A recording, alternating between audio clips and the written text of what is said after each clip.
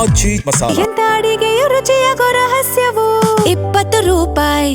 Bidadi township ವಿಚಾರವಾಗಿ JDS ಹಾಗೂ BJP ಹೋರಾಟವನ್ನ ಶುರು ಮಾಡಿದೆ. ಮತ್ತೊಂದು ಕಡೆ ಬಿಡದಿ ವಿಚಾರವಾಗಿ ಸಿಎಂ ಡಿಕೆ ಶಿವಕುಮಾರ್ ಟ್ವೀಟ್ ಮಾಡಿದ್ದಾರೆ.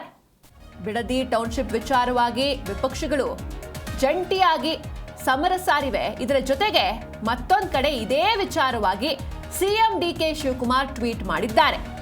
ಭೂಮಿಯನ್ನ ಯಾವ ರೈತರು ಬಿಟ್ಟುಕೊಡ್ತಾರೋ ಅವರಿಗೆ ಒಂದಷ್ಟು ಅಮೌಂಟ್ ಅಂತ ಪರಿಹಾರದ ಜೊತೆಗೆ 50% 50% ಅಭಿವೃದ್ಧಿಪಡಿಸಲಾದ ಸೈಟ್ ಕೂಡ ಸಿಗುತ್ತೆ, ನಿವೇಶನ ಸಿಗುತ್ತೆ. ಅಕಸ್ಮಾತ್ ಏನಾದರೂ ಜಮೀನನ್ನ ನೀಡೋದಕ್ಕೆ ನಿರಾಕರಿಸಿದ್ರೆ ಆ ಸ್ಥಳವನ್ನ, ಆ ಪ್ರದೇಶವನ್ನ ರೆಡ್ ಝೋನ್ ಮಾಡೋದಾಗಿ ನಿರ್ಧಾರವನ್ನ ಕೈಗೊಳ್ಳಲಾಗಿದೆ. ರೆಡ್ ಝೋನ್ ಆಗಿ ಆ ಒಂದು ಪ್ರದೇಶವನ್ನ ಮುಂದುವರಿಸೋದಕ್ಕೆ ನಿರ್ಧಾರವನ್ನ ಮಾಡಲಾಗಿದೆ. ನಿನ್ನೆ ನ್ಯಾಯಮೂರ್ತಿ ಗುಹನಾಥನ್ ನರೇಂದರ್ ನೇತೃತ್ವದಲ್ಲಿ ಸಮಿತಿ ಕೂಡ ರಚನೆಯಾಗಿತ್ತು. ಇವತ್ತು ರೆಡ್ ಝೋನ್ ಆಗಿ ಮುಂದುವರಿಸೋದಕ್ಕೆ ಡಿಕೆ ಶಿವಕುಮಾರ್ ನಿರ್ಧಾರವನ್ನ ಮಾಡಿದ್ದಾರೆ. ಹಲವು ವರ್ಷಗಳಿಂದ ನೆನೆಗುದಿಗೆ ಬಿದ್ದಿದ್ದ ಬಿಡದಿ ಟೌನ್ಶಿಪ್ ಯೋಜನೆಗೆ ಇದೀಗ ಹೊಸ ಜೀವ ತುಂಬಲಾಗ್ತಾ ಇದೆ. ಗ್ರೇಟರ್ ಬೆಂಗಳೂರು ಅಭಿವೃದ್ಧಿ ಪ್ರಾಧಿಕಾರದ ಅಡಿಯಲ್ಲಿ ಈ ಒಂದು ಬೃಹತ್ ಯೋಜನೆಯನ್ನ ಕೈಗೆತ್ತಿಕೊಳ್ಳಲಾಗಿದೆ. ಬೆಂಗಳೂರಿನ ದಕ್ಷಿಣ ಭಾಗದ ಭೂದೃಶ್ಯವನ್ನೇ ಚೇಂಜ್ ಮಾಡುವಂತಹ ಗುರಿಯನ್ನ ಹೊಂದಿದೆ. ವಿಶ್ವ ದರ್ಜೆಯ ರಸ್ತೆಗಳು, ಮೆಟ್ರೋ ಸಂಪರ್ಕ, ಹಾಗೆ ಸ್ಟೇಡಿಯಂಗಳು, ಪಾರ್ಕ್ಗಳು ಹಾಗೂ ಸುಸಜ್ಜಿತ ವಸತಿ ವ್ಯವಸ್ಥೆಯೊಂದಿಗೆ ಅತ್ಯಾಧುನಿಕ ಎಐ ನಗರವಾಗಿ ಬಿಡದಿಯನ್ನ ಅಭಿವೃದ್ಧಿಪಡಿಸುವ ಯೋಜನೆ ರೂಪಿಸಲಾಗಿದೆ. ಈ ಯೋಜನೆಯಲ್ಲಿ ರೈತರ ಹಿತಾಸಕ್ತಿಗೆ ಪ್ರಮುಖ ಆದ್ಯತೆ ನೀಡಲಾಗುತ್ತೆ ಅಂತ ಸರ್ಕಾರ ಕೂಡ ತಿಳಿಸಿದೆ. ನಮಸ್ಕಾರ. ಬಹಳ ವರ್ಷದಿಂದ ನೆನೆಗುದ್ದಿಗೆ ಬಿದ್ದಂತ ಈ ಬಿಡದಿ ಟೌನ್ಶಿಪ್ ಮುಂದುವರಿಸ್ತಾ ಇದ್ದೇವೆ. ಉತ್ತಮ ರಸ್ತೆ, ಮೆಟ್ರೋ ಸೌಲಭ್ಯ, ಕ್ರೀಡಾಂಗಣ, ವಸತಿ, ಉದ್ಯಾನವನ ಒಳಗೊಂಡಂತ ಈ ಎಐ ಸಿಟಿ ಇದಾಗಲಿದೆ. ಯುವಕರ ಉದ್ಯೋಗ, ರೈತಾಪಿ ಜನರಿಗೆ ಉತ್ತಮವಾದಂಥ ಒಂದು ಬದುಕು, ಬೆಂಗಳೂರು ದಕ್ಷಿಣ ಜಿಲ್ಲೆಗೆ ಒಂದು ಹೊಸ ರೂಪವನ್ನು ಕೊಡುವುದೇ ಈ ಗ್ರೇಟರ್ ಬೆಂಗಳೂರು ಅಥಾರಿಟಿಯ ಯೋಜನೆ. ಜಮೀನು ಕೊಡುವ ರೈತರಿಗೆ ಉತ್ತಮವಾದಂಥ ಬೆಲೆ ಕೊಡಲು ನಮ್ಮ ಸರ್ಕಾರ ಬದ್ಧವಾಗಿದೆ. ಇಂದಿನ ಸರ್ಕಾರ ಕೇವಲ 25 ಲಕ್ಷ ರೂಪಾಯಿ ಮಾತ್ರ ಎಕರೆಗೆ ನಿಗದಿ ಮಾಡಿತ್ತು. ಆದರೆ ನಮ್ಮ ಸರ್ಕಾರ ಪ್ರತಿ ಎಕರೆಗೆ 3ಕ್ಕೂ ಹೆಚ್ಚು ಕೋಟಿ ರೂಪಾಯಿ ಕೊಡಲು ನಿರ್ಧಾರವನ್ನ ಮಾಡಿದ್ದೇವೆ. ಹಣ ಬೇಡ ಎನ್ನುವಂತ ರೈತರಿಗೆ 50% ಅಭಿವೃದ್ಧಿಪಡಿಸಿದಂಥ ಜಾಗವನ್ನ ಕೊಡಲಿಕ್ಕೆ ನಮ್ಮ ಸರ್ಕಾರ ತೀರ್ಮಾನವನ್ನು ಮಾಡಿದೆ. ಈ ಯೋಜನೆಗೆ ಜಮೀನು ಬೇಡ ಅನ್ನೋರಿಗೆ ಯಾರಿಗೂ ಕೂಡ ಒತ್ತಾಯವನ್ನು ಮಾಡಲಿಕ್ಕೆ ನಾವು ತಯಾರಿಲ್ಲ. ಇಂದಿನ ಸರ್ಕಾರ ರೆಡ್ ಝೋನ್ ಇರಬೇಕು ಅಂತೇಳಿ ಏನು ಆದೇಶವನ್ನು ಮಾಡಿದೆಯೋ ಅದನ್ನೇ ಮುಂದುವರಿಸ್ತೇವೆ. ಯಾರಿಗೆ ಅಭಿವೃದ್ಧಿ ಬೇಕೋ ಸರ್ಕಾರ ಜೊತೆಗೆ ಸಹಕಾರ ಕೊಡಿ. ನಿಮ್ಮ ಅಭಿಲಾಷದಂತೆ ನಾವು ಕೈ ಜೋಡಿಸ್ತೇವೆ. ನಮಸ್ಕಾರ. ಬಹಳ ವರ್ಷದಿಂದ ನೆನೆಗುದ್ದಿಗೆ ಬಿದ್ದಂತ ಈ ಬಿಡದಿ ಟೌನ್ಶಿಪ್ ಮುಂದುವರಿಸ್ತಾ ಇದ್ದೇವೆ. ಉತ್ತಮ ರಸ್ತೆ, ಮೆಟ್ರೋ ಸೌಲಭ್ಯ, ಕ್ರೀಡಾಂಗಣ, ವಸತಿ, ಉದ್ಯಾನವನ ಒಳಗೊಂಡಂತ ಈ ಎಐ ಸಿಟಿ ಇದಾಗಲಿದೆ. ಯುವಕರ ಉದ್ಯೋಗ, ರೈತಾಪಿ ಜನರಿಗೆ ಉತ್ತಮವಾದಂಥ ಒಂದು ಬದುಕು, ಬೆಂಗಳೂರು ದಕ್ಷಿಣ ಜಿಲ್ಲೆಗೆ ಒಂದು ಹೊಸ ರೂಪವನ್ನು ಕೊಡುವುದೇ ಈ ಗ್ರೇಟರ್ ಬೆಂಗಳೂರು ಅಥಾರಿಟಿಯ ಯೋಜನೆ. ಜಮೀನು ಕೊಡುವ ರೈತರಿಗೆ ಉತ್ತಮವಾದಂಥ ಬೆಲೆ ಕೊಡಲು ನಮ್ಮ ಸರ್ಕಾರ ಬದ್ಧವಾಗಿದೆ. ಇಂದಿನ ಸರ್ಕಾರ ಕೇವಲ 25 ಲಕ್ಷ ರೂಪಾಯಿ ಮಾತ್ರ ಎಕರೆಗೆ ನಿಗದಿ ಮಾಡಿತ್ತು. ಆದರೆ ಈ ಬಗ್ಗೆ ಹೆಚ್ಚಿನ ಮಾಹಿತಿಯನ್ನ ನೀಡ್ತಾರೆ ನಮ್ಮ ಪ್ರತಿನಿಧಿ ರಾಜಪ್ಪ ಸುತ್ತೂರು. ರಾಜಪ್ಪ, ಒಂದ್ ಕಡೆ ವಿಪಕ್ಷಗಳು ಹೋರಾಟವನ್ನ ಆರಂಭ ಮಾಡಿವೆ, ಮತ್ತೊಂದ್ ಕಡೆ ಸಿಎಂ ಸಂದೇಶವನ್ನ ನೀಡಿದ್ದಾರೆ. ಸಿಎಂ ಸಂದೇಶ ಏನು, ಜೊತೆಗೆ ಈ ರೆಡ್ ಝೋನ್ ಅಂದ್ರೆ ಏನು ಅಂತ ಪ್ರಮುಖವಾಗಿ ಸಿಂಚನ 2-3 ವಿಷಯಗಳಲ್ಲಿ ಈಗ ಸೇರ್ಪಡೆ ಆಗ್ತದೆ. ಮೊದಲನೇದಾಗಿ ಇದುವರೆಗೆ ಮುಖ್ಯಮಂತ್ರಿಗಳು ನಿನ್ನೆ ತೆಗೆದುಕೊಂಡ ನಿರ್ಧಾರ ಏನು ಬೇರೆ ಆಗಿತ್ತು, ಮತ್ತು ಇದುವರೆಗೆ ಇದ್ದಂತ ಬೆಳವಣಿಗೆಗಳು ಬೇರೆ ತರ ಕಂಡು ಬರ್ತಾ ಇದೆ. 2025 ಕಳೆದ ವರ್ಷ ಇದು ನೋಟಿಫಿಕೇಶನ್ ಆದ ನಂತರ, ಅಂದ್ರೆ ಅಧಿಕೃತವಾಗಿ ಅಧಿಸೂಚನೆಯನ್ನ ಹೊರಡಿಸಿದ ನಂತರ ಈ ಒಂದು ಬಿಡದಿ ಟೌನ್ಶಿಪ್ ಇನ್ನಷ್ಟು ತೀವ್ರತರವಾಗಿ ಅದು ತೀವ್ರ ಸ್ವರೂಪವನ್ನು ಪಡ್ಕೊತ್ತು, ಮತ್ತು ರೈತರ ವಿರೋಧದ ನಡುವೆನೂ ಸಹ. ಹಿಂದೆ ಕುಮಾರಸ್ವಾಮಿ ಸಿಎಂ ಆಗಿದ್ದ ಸಂದರ್ಭದಲ್ಲಿ 2006ರಲ್ಲಿ ಈ ಒಂದು ಬಿಡದಿ ಟೌನ್ಶಿಪ್ ಯೋಜನೆ ಮಾಡ್ಬೇಕು ಅಂತ ಇತ್ತು. ನಂತರ ಅದು ಆ ಸಂದರ್ಭದಲ್ಲಿ ಕುಮಾರಸ್ವಾಮಿ ಕೊಟ್ಟಂತ ಆಫರ್ಗಳಿರ್ಬೋದು ಅಥವಾ ಕುಮಾರಸ್ವಾಮಿ ಕೊಟ್ಟಂತ ಪರಿಹಾರನ ಯಾರು ರೈತರು ಒಪ್ಪಲಿಲ್ಲ. ಹಾಗಾಗಿ ಅದು ಮತ್ತೆ ಹೋರಾಟಕ್ಕೆ ಸ್ವರೂಪ ಪಡ್ಕೊತ್ತು. ನಂತರ ಕುಮಾರಸ್ವಾಮಿ ಅವರು ಬೇರೆ ಬೇರೆ ಬದಲಾವಣೆ ಮಾಡಿದ್ರು. 2019 ಕುಮಾರಸ್ವಾಮಿ ಮುಖ್ಯಮಂತ್ರಿ ಸಂದರ್ಭದಲ್ಲೂ ಸಹ ಇದನ್ನ ಅವರು ಮುಂದುವರ್ಸೋ ಬದಲಾಗಿ ಯಾವುದೇ ನಿರ್ಧಾರ ಕೈಗೊಳ್ಳದೆ ರೆಡ್ ಝೋನ್ ಮಾಡಿ ಇಟ್ಟಿದ್ರು. ರೆಡ್ ಝೋನ್ ಅಂತಂದ್ರೆ ಏನ್ ಗ್ರೀನ್ ಲ್ಯಾಂಡ್ ಇದೆ ಅದರಲ್ಲಿ ಬೇರೆ ಯಾವುದೇ ಅಭಿವೃದ್ಧಿ ಕೆಲಸಗಳನ್ನ ಮಾಡುವ ಹಾಕಿಲ್ಲ. ಅಂದ್ರೆ ಇನ್ಕ್ಲೂಡಿಂಗ್ ಕಟ್ಟಡಗಳನ್ನಿರ್ಬೋದು, ರಿಯಲ್ ಎಸ್ಟೇಟ್ ಇರ್ಬೋದು, ಅಥವಾ ಯಾವುದೇ ಕೈಗಾರಿಕೆಗಳನ್ನ ಸ್ಥಾಪನೆ ಮಾಡುವಂತಿಲ್ಲ.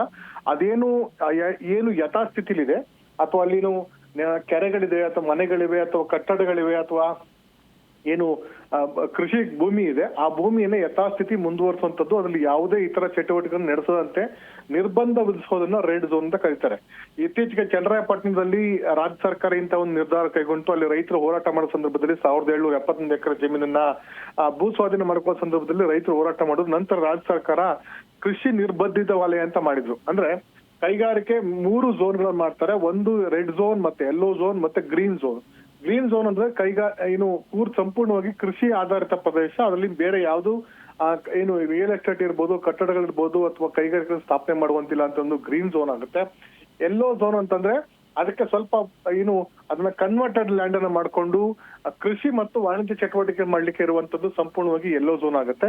ರೆಡ್ ಝೋನ್ ಅಲ್ಲಿ ಯಾವುದೇ ಅಭಿವೃದ್ಧಿ ಕೆಲಸ ಕಾರ್ಯಗಳನ್ನ ಯಾವ್ದನ್ನು ಸಹ ಅಂದ್ರೆ ಯಥಾಸ್ಥಿತಿಯಿಂದ ಅದನ್ನ ಮಾತ್ರ ಮುಂದುವರಿಸಬೇಕು ಹೊರತು ಹೊಸದಾಗಿ ಯಾವ್ದನ್ನು ಮಾಡ್ಕೊಡ್ದು ಅಂತ ಆದೇಶ ಈ ಒಂದು ರೆಡ್ ಝೋನ್ ಆಗಿ ಹಿಡಿದಿದೆ.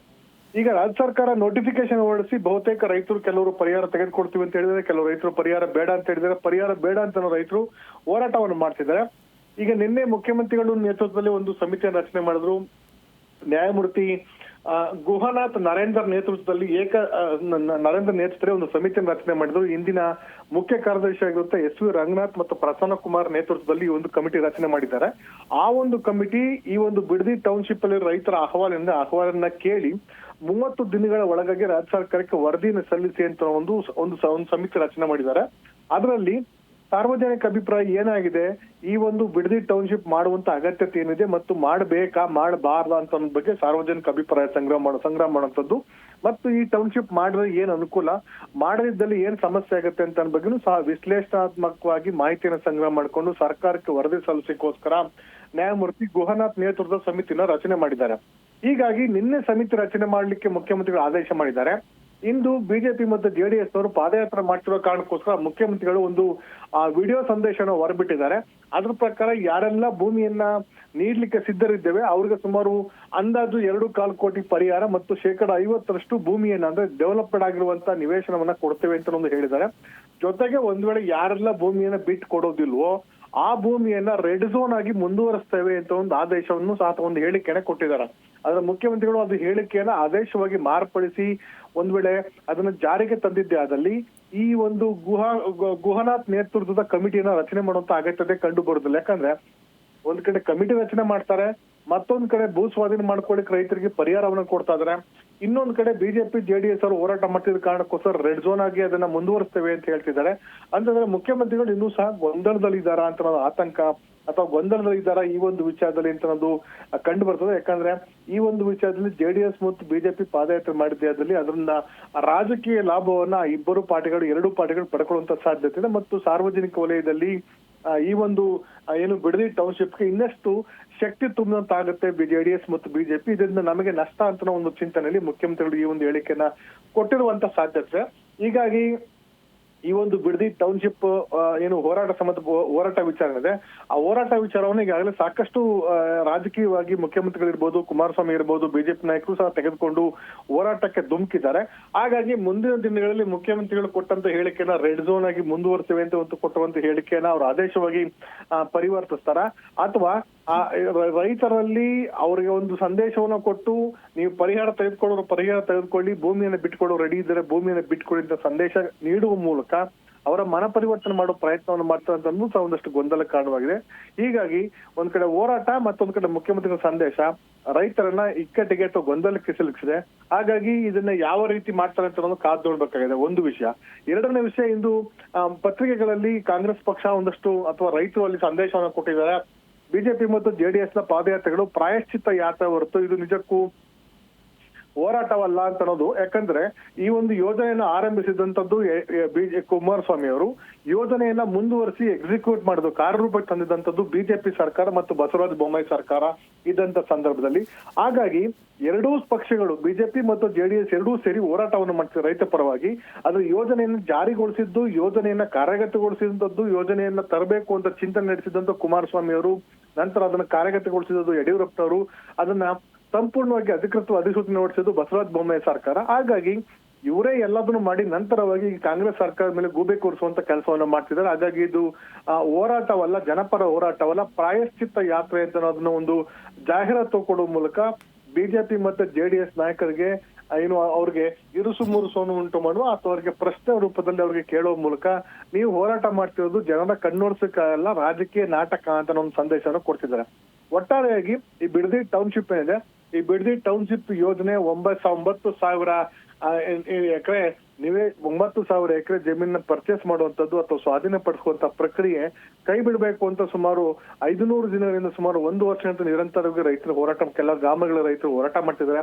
ಮತ್ತೊಂದ್ ಕಡೆ ಕೆಲ ಗ್ರಾಮಗಳ ರೈತಗಳು ಭೂಮಿಯನ್ನ ಬಿಟ್ಕೊಟ್ಟು ಪರಿಹಾರ ಪಡ್ಕೊಳ್ತಿದ್ದಾರೆ. ಹೀಗಾಗಿ ಈ ದ್ವಂದ್ವವನ್ನ, ಈ ಗೊಂದಲವನ್ನ ರಾಜ್ಯ ಸರ್ಕಾರ ಯಾವ ತರ ನಿರ್ವಹಣೆ ಮಾಡುತ್ತೆ, ಮತ್ತೆ ಸಮಿತಿ ಯಾವ ವರದಿಯನ್ನ ಕೊಡುತ್ತೆ, ಬಿಜೆಪಿ ಮತ್ತು ಜೆಡಿಎಸ್ ನ ಹೋರಾಟದ ಪರಿಣಾಮವಾಗಿ ಈ ಒಂದು ಯೋಜನೆಯನ್ನ ಸರ್ಕಾರ ಕೈ ಬಿಡುತ್ತಾ ಅಥವಾ ಮುಂದುವರಿಸ್ತಾ ಅಂತ ಕಾದ್ ನೋಡ್ಬೇಕಾಗಿದೆ ಸಿಂಚನ. ಓಕೆ, ಥ್ಯಾಂಕ್ ಯು ರಾಜಪ್ಪ ನಿಮ್ಮೆಲ್ಲ ಡೀಟೇಲ್ಸ್ಗಾಗಿ.